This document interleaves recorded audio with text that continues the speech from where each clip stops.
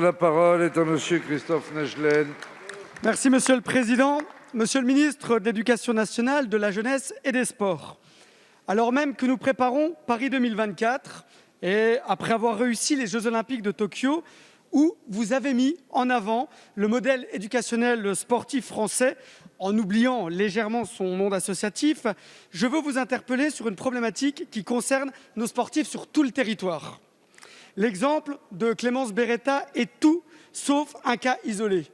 Cette athlète vosgienne, Romary Montaine, multiple fois recordwoman de France, se retrouve aujourd'hui, tout comme de nombreux autres sportifs français, dépourvus de l'aide directe aux athlètes du fait de la politique et des nouveaux critères mis en place par l'Agence nationale du sport. Cette nouvelle politique entraîne la suppression de cette aide, alors même que certains d'entre eux ont participé aux Jeux olympiques l'année dernière. Non seulement c'est une incohérence en abandonnant ceux qui progressent, mais c'est aussi un manque de suivi et en fin de compte, une aide qui est ciblée vers les déjà très bons. Nous avons besoin d'aider le sport amateur en accompagnant aussi ceux qui émergent. Monsieur le ministre, ma question est simple. Si, comme vous l'avez annoncé après les Jeux olympiques de Tokyo, vous êtes attaché au sport amateur et au modèle sportif français, allez-vous revenir sur les critères de l'Agence nationale du sport afin d'aider nos futurs champions à représenter leur pays, ou allez-vous les abandonner en les laissant se débrouiller seuls? La parole est à Monsieur Jean-Michel Blanquer, ministre de l'Éducation nationale, de la jeunesse et des sports. Merci Monsieur le Président, Mesdames et Messieurs les députés. Monsieur le député Naegelen, votre question a le mérite de mettre l'accent sur la question des sportifs de haut niveau. Et en effet, il est extrêmement important que la France ait une politique très forte en la matière, a fortiori dans le cadre de la préparation des Jeux olympiques de 2024. Je pense que personne ne peut contester cela et évidemment, c'est notre intention.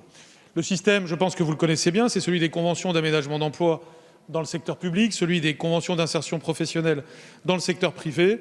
Et la logique est que le sportif concerné ou la sportive de haut niveau travaille à temps partiel et mis à disposition de sa fédération avec une compensation de l'État vis-à-vis, au travers de l'Agence nationale du sport et de la fédération concernée, vis-à-vis de l'entreprise qui emploie le sportif de haut niveau.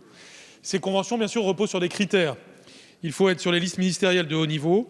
Elles comptent 4 catégories. La catégorie élite, il faut figurer alors parmi les 8 meilleurs sportifs mondiaux. La catégorie senior, être dans les 30 meilleurs de sa discipline. La catégorie relève, c'est-à-dire les espoirs. Et puis la catégorie reconversion.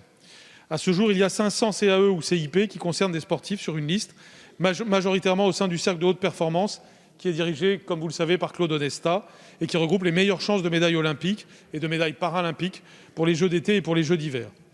Ces listes sont établies sur des critères de performance sportive. Elles sont proposées par chaque fédération et l'Agence nationale du sport et mon ministère les valident. Un sportif qui ne rentre pas dans ces critères ne peut pas être sur la liste, ou il peut même en sortir, même s'il parfois il peut faire partie aussi de l'équipe de France. Donc nous suivons évidemment le dossier que vous évoquez, celui de Clémence Beretta. Nous savons qu'elle sera à partir du 1er janvier 2022 en liste collectif nationale, et donc elle pourra être reconduite sur un CIP. Vous avez saisi l'agence, d'ailleurs, je le sais, il y a 3 semaines, puis le ministère, il y a 2 semaines, et donc nous sommes au fait de sa situation. En conclusion, je dirais que, sans remettre en cause la règle qui s'applique à tous, et le sport de haut niveau, c'est aussi le respect des règles, nous sommes en lien avec la Fédération française d'athlétisme pour que cette jeune athlète puisse continuer à s'entraîner dans de bonnes conditions. Et évidemment, nous aurons une politique volontariste pour les sportifs de haut niveau. Je vous remercie.